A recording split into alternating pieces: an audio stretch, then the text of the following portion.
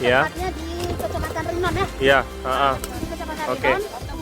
Kita akan bermalam di sini. Oke. Kita akan berkemah di sini untuk menikmati suasana pantai dan laut yang indah. Tapi kemudian karena kondisi pantainya yang sedikit kotor, kita harus melakukan pembersihan. Iya. Bahwa kita tidak hanya menikmati indahnya, tapi juga kita harus merawat dan menjaga kebersihan pantai dan laut. Iya. Kecewa sih bahwa perhatian masyarakat ya mungkin ya kita nggak bisa salahkan mereka juga karena mungkin banyaknya sampah-sampah plastik yang dari laut mampir ke darat ya. Iya. Itu membuktikan bahwa perilaku manusia itu masih belum sehat ya karena mereka membuang sampah-sampah plastik ke laut. Oke. Ini buktinya bahwa kita melihat di sini banyak sampah plastik. Iya.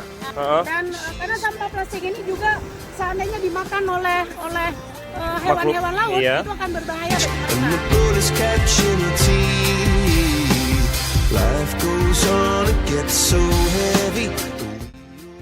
Itu memang sangat kecewa bang, karena yang pertama bukan sampah kita bang, kita cuma menikmati sampah yang sudah ada di dalam kita bang, dan isinya bang sangat kecewa. Iya. Karena pulau ini bang sangat indah bang, dengan adanya sampah ini jadi gimana merusakkan suasana bang. Pertama itu pantainya kotor, banyak sampah-sampah yang dari luar sana bang. Iya. Kemudian itu misalnya angin lagi musim barat, itu sampai sini bang. Oh gitu. Nah, oh iya. Sehingga misalnya di selatan di ke arah lain ini bang.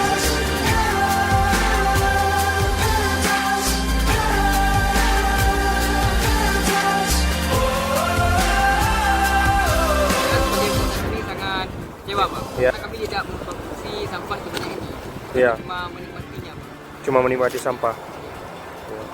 Ya, inilah bang kondisinya sangat disayangkan. Pantai sebagus ini kan sampahnya banyak.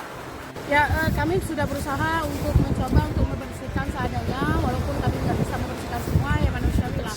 Karena nggak mungkin juga satu pantai ini kami bersihkan dengan tenaga yang